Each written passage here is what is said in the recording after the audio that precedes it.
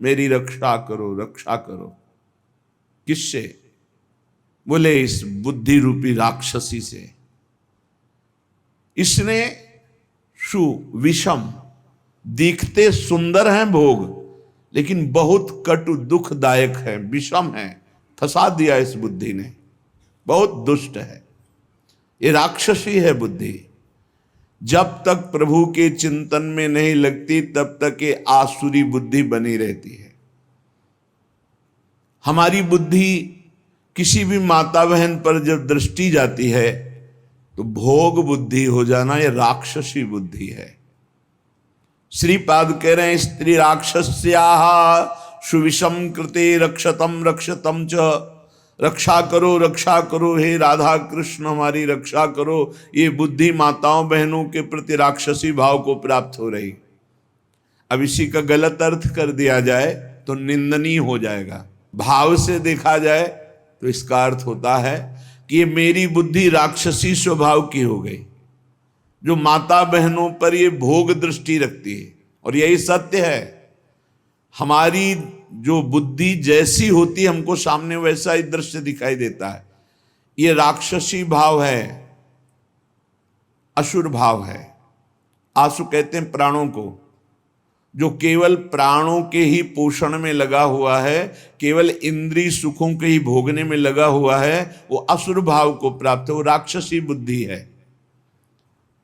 इसमें किसी का क्या दोष कि आप क्या देखते हैं? आपका दोष है या सामने वाली वस्तु व्यक्ति स्थान का दोष है? तो हे राधा कृष्ण, हे श्यामा श्याम, राधा कृष्णो निज करुणया सर्वतो रक्षताम माम। हे राधा कृष्ण आप मेरी रक्षा कीजिए। सुविषम कृते रक्षतम रक्षतम च। क्या रक्षा हो जाएगी? मेरी बुद्धि का दर्शन ठीक हो जाए। ये जो बुद्धि निश्चय कराती है ना, बहुत गलत निश्चय कराती, इसमें सुख, इसमें सुख, इसमें सुख। धिक्कार है। भगवान की कृपा से दिव्य मानव देह प्राप्त करके दिव्य आध्यात्मिक सुख प्राप्त करने की लालसा रखनी चाहिए, ना कि भोग दृष्टि से देखना चाहिए। हे प्रभु मेरी रक्षा करो, मेरी बुद्धि शुद्ध हो, नहीं तो दुर्गति पक्की है, पक्की दुर्गति है। फिर जब काम अपना अधिकार जमा लेता है हृदय में, तो क्रोध का तांडव शुरू हो जाता है। नाक में गुस्सा रहता है, छोटी छोटी बातों में वो अपने पूज्य जनों को भी कटु वचन, कठोर व्यवहार, हिंसाद भी कर सकता है। जैसे बड़ा भ्राता पिता के तुल्य होता है, पिता माता ये भगवान के तुल्य होते हैं, पर क्रोधी पुरुष इन पर भी हाथ उठा देगा, इनको भी अपमानित कर देगा। हो सकता है क्रोध ज्यादा बढ़ जाए तो हिंसा भी कर सकता है। ये राक्षसी बुद्धि के लक्षण हैं, जो माताओं बहनों में काम भाव देखना और क्रोध करना। ये क्रोध बहुत बड़ा अनिष्टकारी, कभी किसी का क्रोध से मंगल नहीं हुआ, कभी किसी का मंगल नहीं हुआ। क्रोध को क्षमा के द्वारा नष्ट करना चाहिए। नाम जप से ऐसा धैर्य धारण करना चाहिए, जो आपके प्रति अपमान की क्रिया, प्रतिकूल क्रिया, तिरस्कार क्रिया, अहित क्रिया करे, उसको भी क्षमा कर दो। क्षमी अद्वेष्टा सर्वभूतानां मैत्रा करुण एवच निर्ममो निरहंकारां सम दुखा सुखः क्षमी। क्षमी क्षमावान, क्षमावान बलवान होता है, क्रोधी बलवान नहीं होता, वो कमजोर होता है। क्षमावान बलवान होता है। क्षमा के द्वारा क्रोध का नाश करो। प्रिया प्रीतम के स्मरण से, उनके चरणारविंद के चिंतन से, उनकी लीला गायन से अपने बुद्धि को इतना परिपक्व करो कि अगर गृहस्थ हो तो अपनी पत्नी के सिवा सर्वत्र जननी भाव हो, पूज्य भाव हो। प्रियाजू की सब सखियां हैं या स्वयं जगत अम्बा इन रूपों में विराजमान हैं, ऐसा पवित्र भाव करो। जैसे हम अपने घर में जवान बहन, जवान बेटी, जवान परिकर के साथ रहते हुए कभी दोष बुद्धि नहीं होती, कभी ये भाव ही नहीं आता ये स्त्री है, मेरी बहन, मेरी बेटी। ऐसे ही चराचर जगत का भाव बन जाए तो हमारी बुद्धि शुद्ध हो जाए। असूया, क्रोधासूया। असूया दूसरों के गुणों में दोष देखना, किसी भी व्यक्ति का छिद्रावेषण करना, इसमें क्या दोष है, ये देखने का अधिकार केवल गुरु को है। या पूज्य जनों को है, वो भी अपने निज शरणागतों के, अन्य के नहीं। और वो भी उसे निर्दोष करने के लिए, निंदा या अपमानित अवहेलना करने के लिए नहीं। दूसरों के गुणों में दोष देखना ये सबसे बड़ी हानिकारक वृत्तियां हैं। ये जो वर्णन की जा रही है, माता बहनों में काम भाव और क्रोध भाव और दूसरों के गुणों में दोष देखना और मद, किसी भी प्राकृतिक वस्तु को लेकर के जो अहम वृत्ति प्रकट होती है उसे मद कहते हैं। ये मद नष्ट करने वाला होता है। जब मद होता है तो उसे कुछ सुहाई नहीं देता है, क्या करना चाहिए क्या नहीं करना चाहिए ऐसा अहंकारी पुरुष निर्णय नहीं कर सकता। वो तो पवित्र बुद्धि वाला निर्णय करता है। इसलिए अहंकार सर्वथा त्याज्य है, क्योंकि ये समस्त संस्कृति का मूल और दुख ही इससे प्राप्त होता है। जैसे क्रोध से हानि ही होती है, दूसरों के दोष देखने से अपने पुण्य ही नष्ट होते हैं, ऐसे अहंकार करने से नाश ही होता है, पतन ही होता है। और पिशुनता, दूसरे की चुगली करना, ये भगवत मार्ग में बहुत हानिकारक बात है। ये सुना ऐसा ऐसा ऐसा, और बड़े खुशी हो रहे हैं दूसरे की न्यूनता का वर्णन करके, दोषों का वर्णन करके, चुगली वर्णन करना। पिशुनता, दूसरे की बात किसी दूसरे से करना। और दंभ, जो तुम्हारे जीवन में है नहीं उसे दिखावा मत करो। जो हृदय में है, जो वाणी में है, वही आचरण में होना चाहिए। अगर तीनों का मिलान नहीं होता तो उसे दंभ कहते हैं। वाणी से कुछ और, हृदय में कुछ और, आचरण में कुछ और, उसे दंभी पुरुष कहते हैं। जिसका वचन एक, मन एक, आचरण एक, उसे संत कहते हैं, उसे भगवत भाव वाला महाभागवत कहते हैं। लोभा अनृताद्य, लोभ, धन का लोभ, नाना प्रकार के विषयों का लोभ, ये अगर मिटाना है तो नाम जप करना होगा। नाम जपने का जितना लोभ बढ़ाओगे तो ये और सब लोभ हट जाएंगे। लोभ पास जेहि गल न बंधाया, सो नर तुम समान रघुराया। और अनृत है, झूठ बोलना। झूठ बोलना बहुत सहज होता जा रहा है, इसीलिए भजन में बड़ी हानि, बड़ा निषिद्ध है झूठ बोलना। शास्त्र में बहुत इसे रोका गया है। आज तो झूठे ही लेना, झूठे ही देना, झूठे ही भोजन, झूठ चवेना, हर बात में झूठ बोल रहे हैं लोग। झूठ को पाप ही नहीं समझ रहे, वाणी को शासन में नहीं ले रहे कि मुझे सत्य बोलना है। बस झूठ पे झूठ, जितना नाटक बोला जा सके, यहां तक कि अपने गुरुजनों से भी झूठ। अब इससे ज्यादा क्या होगा? संसार में एक जगह ऐसी है जहां झूठ वैसे तो कहीं नहीं बोलना चाहिए, पर किसी भी कारण से गुरुदेव से तो बोलना ही नहीं चाहिए। अगर गुरुदेव से झूठ बोला तो गुरु से कपट, मित्र से चोरी, या हो निर्धन या हो कोढ़ी। इस जन्म में नहीं तो अगले जन्म में तुम्हें कुष्ठ रोग होगा, गलित कुष्ठ होगा। गुरुदेव से अनृत बोलना, कपट करना, छल छुपाव करना, चलो इस जन्म में नहीं तो कल्याण तो नहीं होगा, मोक्ष को तो प्राप्त होगे ही नहीं, अगला जन्म जरूर कुष्ठी बनोगे, या फिर ऐसी दरिद्रता को प्राप्त होगे कि जो जीवन भर महान कष्ट देता रहे। अनृत बोलना, झूठ बोलना, क्यों बोलना? अगर हम गलत हैं तो फिर हमें दंड मिलना चाहिए, हमारा सुधार हो जाएगा, पवित्र हो जाएंगे। गलत नहीं है तो तुम जो सोचा करो, हम सत्य बोलेंगे। व्यापार आदि के लिए भी झूठ बोलने की कोई आवश्यकता नहीं, सब कोई जानता है मुनाफा के लिए व्यापार होता है। आप अपना नियत जो मूल्य है उसमें मुनाफा जोड़ करके आप बेचिए, झूठ मत बोलिए। झूठ बोलने से कोई व्यापार थोड़ी बढ़ जाएगा। अगर आप झूठ बोल करके पैसा कमा रहे तो परिवार में अशांति, क्लेश, दुख, नाना प्रकार की रोग विपत्तियां घेर लेंगी। सत्य मार्ग पर चलो। श्रीपाद कह रहे हैं, यदि इस जन्म में तुझे मंगल गति प्राप्त करनी है तो अपनी बुद्धि की राक्षसी प्रवृत्ति को रोको। माता बहनों के प्रति काम भाव मत करो, किसी से क्रोध से वर्ताव मत करो, दूसरों के गुणों में दोष दर्शन मत करो, अहंकार मत करो, किसी की चुगली मत करो, जो तुम्हारे जीवन में नहीं वो नाटक मत करो, दंभ मत करो, दिखावा मत करो, लोभ मत करो, झूठ मत बोलो। क्या होगा इससे? इससे आपके अंदर भगवत भाव जागृत होगा। ये नरक पहुंचाने वाले हैं जितने लक्षण हैं, अभी समझ में नहीं आ रहा है। आ जाएगा समझ में। जिस समय दंड विधान लागू होता है तब लगता है कि कभी कोई जिंदगी में पाप ना करे। जब शरीर पीड़ा से युक्त, मन खिन्न, नाना प्रकार की विपत्तियां घेर लेती हैं, बड़ी अव्यवस्थाएं, तब उस जीव को लगता है मृत्यु हो जाए तो अच्छा। तो क्या होगा? मृत्यु हो जाने पर तुम कोई सुविधा में पहुंच जाओगे क्या?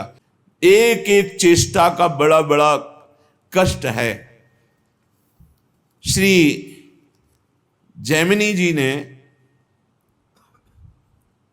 एक दिव्य पक्षी उनके सामने प्रकट हुआ। ब्रह्म ऋषि किसी भी रूप में अपने जनों को उपदेश देने के लिए प्रकट हो सकते हैं। चैतन्य तेजोमय पक्षी। तो जैमिनी जी ने पूछा कि आपके दर्शन से ही लगता है कि आप त्रिकालज्ञ हैं। जैसे पक्षियों में काकभुसुंड जी, गरुड़ जी, ये सब त्रिकालज्ञ सर्वज्ञ महापुरुष हैं। तो आप हमें ये बता सकते हैं कि जीव ये दुर्गति को प्राप्त क्यों होता है? चैतन्य घन परमात्मा का अंश अपने को आनंद की खोज के लिए भोगों में फंसा रहा है, ऐसा क्यों होता है? तो उस दिव्य पक्षी ने कहा, महर्षि, मैं आपके मन के संशय को देखकर ही पक्षी रूप धारण करके आया हूं। पूर्व काल में एक परम बुद्धिमान भृगुवंशी ब्रह्म ऋषि थे। उनके सुमति नाम का एक बहुत ही तेजस्वी पुत्र हुआ। जब वो बड़ा होने लगा तो वो शांत और जड़वत पागल, कुछ नहीं बोलना, एक शब्द नहीं बोलना। जब उपनयन संस्कार यज्ञोपवीत हुआ, ब्रह्म ऋषियों में होता है, तो पिता ने कहा, सुमते, आज तक मैंने तुमसे कुछ नहीं कहा, लेकिन अब तुमको गायत्री अध्ययन, मंत्र अनुष्ठान, वेदाध्ययन, ये सब करना होगा। भिक्षान्न से शरीर पोषण करो, गुरुकुल में वास करो, वेदों का अध्ययन करो, गायत्री अनुष्ठान करो, पूर्ण ब्रह्मचर्य, ब्रह्म तेज संपन्न हो, फिर गृहस्थाश्रम में प्रवेश करो और उत्तम धर्म का अनुष्ठान करके भगवत प्राप्ति करो। मनुष्य जीवन का यही लक्ष्य है। प्रथम चरण जिंदगी का जिसका ब्रह्मचर्य से जाता है, पूरा जीवन आनंदमय होता है। आज ऐसी दुर्दशा हो रही है कुसंग से, कुछ मोबाइल का कुसंग, कुछ बच्चों का ऐसा कुसंग कि क्रम बाय क्रम ये रोग फैलता चला जा रहा है। ब्रह्मचर्यहीनता, ब्रह्मचर्य का त्याग, सर्वतो भावेन ब्रह्मचर्य का नाश ही आज के बच्चे सुख मान रहे। जब प्रथम नींव ही गलत हो गई तो महल कैसे खड़ा होगा? फिर जिंदगी अशांत।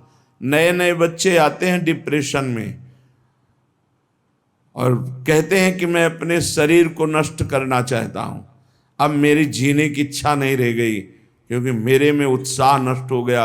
हर समय हम डिप्रेशन में रहते हैं। पहला आश्रम ब्रह्मचर्य आश्रम है, सबका पहला आश्रम ब्रह्मचर्य। फिर जो गृहस्थ, वानप्रस्थ, सन्यास या ब्रह्मचर्य सीधे सन्यास। बेटा तुम इन नियमों का पालन करो तो तुम्हें ब्रह्म की प्राप्ति होगी। कौन सा शोक है जो तुमको बोलने नहीं देता? मैं तेज से बता रहा हूं कि तुम साधारण जीव नहीं हो जो हमारे पुत्र बने हो, तुम्हारे ब्रह्म तेज से, पर तुम पागल जैसे रहते हो, एक भी शब्द नहीं बोलते हो।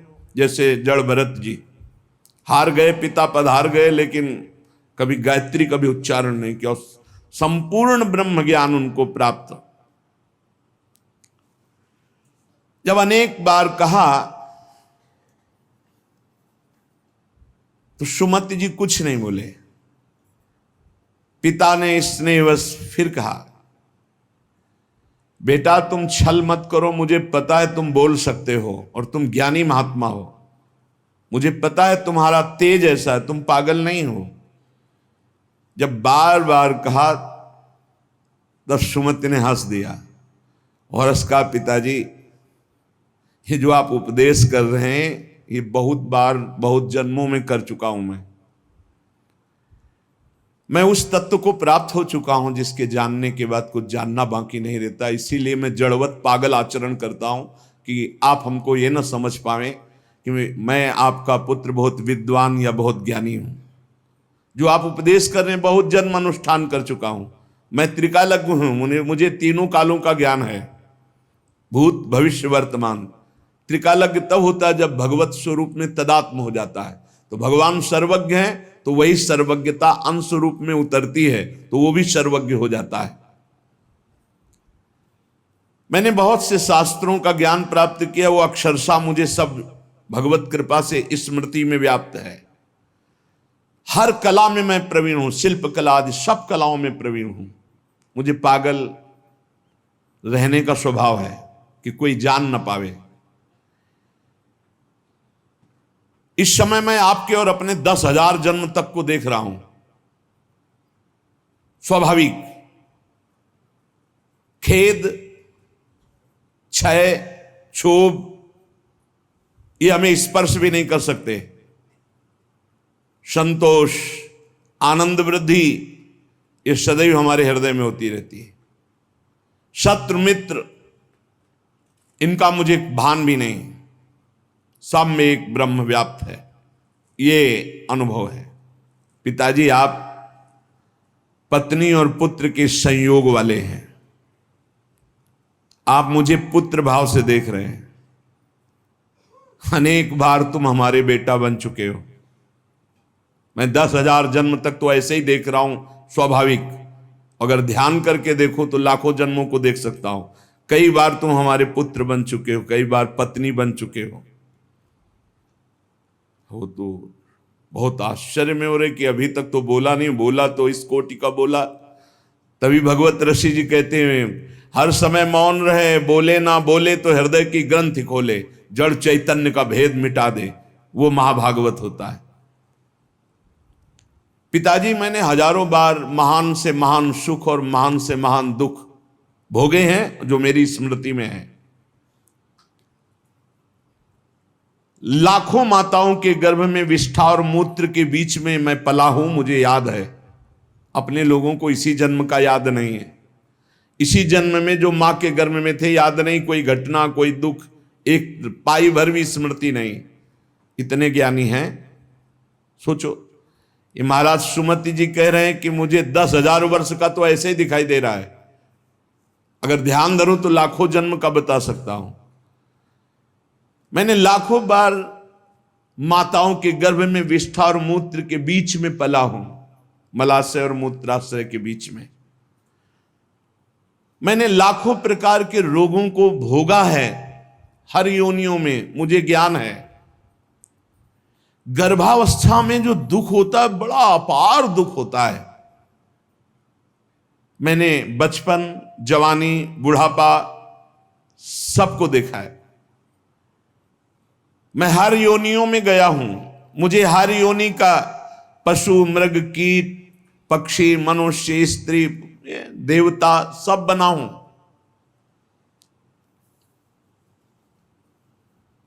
मैंने हर सुख को देखा है। स्वामी का सुख, भृत्य का, दास का, इंद्र का, दरिद्रता का। मैं कई बार स्त्री भी बना हूं, कई बार पुरुष भी बना हूं। मैंने सब सुख देखा है। आप जो पूछ रहे कि तुम जड़वत क्यों रहते हो, मौन क्यों रहते हो, मैंने सब देखा है। पिताजी राग, हर्ष, भय, उद्वेग, क्रोध, अमर्ष, वृद्धावस्था, मृत्यु सबके दुख का मुझे ज्ञान है। जब इस तरह प्रसन्नता से हृदय भर गया पिता का कि मेरा जो अनुमान था कि तुम कोई बहुत बड़े महात्मा हो, तेजस्वी, तुम पागल का केवल स्वांग कर रहे हो, ये सत्य हुआ। मैं धन्य हुआ जो तुम्हारे जैसा पुत्र प्राप्त किया। उन्होंने विस्मय से गदगद वाणी में कहा, बेटा ये ज्ञान तुमको कहां से प्राप्त हुआ? मैं भी तो साधना करता हूं, मैं भी ब्रह्म ऋषि हूं। तुम जड़ता का स्वांग कर रहे थे, इतने बड़े ज्ञानी महात्माओं की तुम्हें 10,000 वर्ष जन्म की बात याद है। फिर तुम जड़ता का भाव धारण करके मेरे यहां जन्म क्यों लिया? जब इतने सिद्ध हो तो तुम्हें मुक्त हो जाना चाहिए। क्या किसी मुनि का शाप है या देवता का शाप है जो तुम हमारे यहां पुत्र हुए? ये ज्ञान तुम्हारा दिव्य है, तुम्हें मुक्त हो जाना चाहिए, तुम जन्म क्यों लिए? मैं ये रहस्य जानना चाहता हूं, बड़ा कौतूहल है मुझे। पुत्र ने कहा सुमति जी ने कि पिताश्री, पूर्व जन्म में मेरे साथ जो घटना घटी जिसके कारण मैं जन्म लिया वो मैं तुम्हें बताता हूं। पूर्व काल में मैं निरंतर परमात्मा का ध्यान करने वाला महात्मा था, ब्रह्म ऋषि, अध्यात्म विद्या में पराकाष्ठा को पहुंचा हुआ महात्मा, समस्त अष्टांग योग से सिद्ध। देख लो, निरंतर भगवत अभ्यास में लगे रहना, संत पुरुषों का ही संग करना, अपने स्वभाव विचार परायण रखना और तत्वमसि इस महावाक्य की स्थिति प्राप्त करना। परमात्म तत्व में मेरी हर समय अभ्यास से स्थिति हो रही थी। बड़े बड़े साधक मेरे शिष्य बनने लगे। मैं बड़े बड़ों का प्रश्न का संदेह निवारण करता और मैं आचार्य पदवी पर बैठ गया। पर मेरा एकांत सेवन, भगवत चिंतन, इस पे बाधा पड़ गई।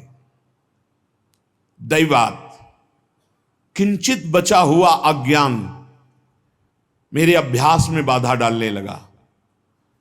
मेरा ब्रह्म भाव में जो रति हो रही थी पलट गई। हो रही थी, पूरी हुई नहीं थी। अगर हो गई फिर नहीं पलट सकती। जैसे भुना हुआ चना दोबारा नहीं जग सकता। मेरा एकांत सेवन नष्ट होने लगा, मेरे सद्भावनाएं नष्ट होने लगी और मैं संभल नहीं पाया और प्रमाद स्थिति में मेरी मृत्यु हो गई। पर मैं सत्यमय जीवन व्यतीत किया था, उसके प्रभाव से मुझे पुनः ब्रह्म ऋषि कुल में ही जन्म हुआ और मैं पुनः ही ब्रह्म ऋषि। अब मैं किसी को उपदेश नहीं करूंगा, इसीलिए मौन रहता हूं पागल जैसा। ना चेला बनाऊंगा ना किसी को उपदेश करूंगा। इसीलिए मृग में आसक्त होने के बाद जड़ भरत जी ने भी यही स्वरूप रख कि डर गए कि फंस जाऊंगा।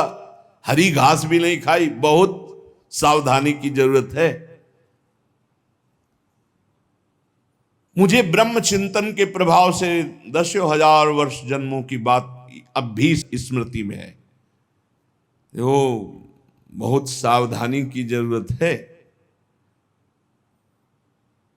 एकांत का अपना साधन यदि छिन जाए तो कुछ भी बाधा पहुंचा सकता है, वो चाहे मृग हो चाहे चेला हो। बहुत संभल के इस मार्ग में चला जाता है। मेरी स्मृति धूमिल नहीं हुई जैसे जड़ भरत जी की भी स्मृति धूमिल नहीं हुई। हिरण के भी जन्म में वो भजन परायण रहकर ब्रह्मबोध संपन्न महापुरुष के रूप में जन्मे। पिताजी पूर्व जन्म के अभ्यास में मैं जितेंद्री था, इसलिए अब भी मैं जितेंद्री ही हूं।